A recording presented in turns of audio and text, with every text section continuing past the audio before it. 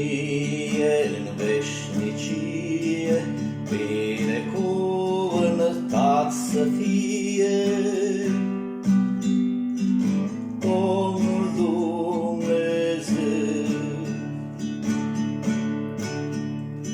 nemărginit și atotputernic, El universul a făurit. Pe om din țărână, Domnul veșnic, asemănându-i la întocmit.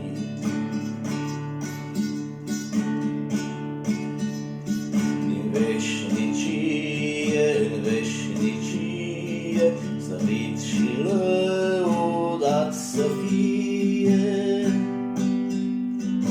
numele Domnului.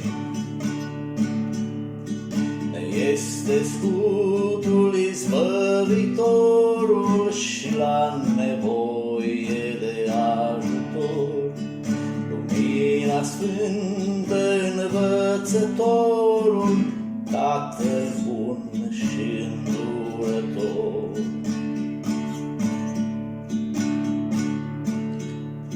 Din veșnicie în veșnicie, mărit și onorat să fie Adonai Dumnezeu.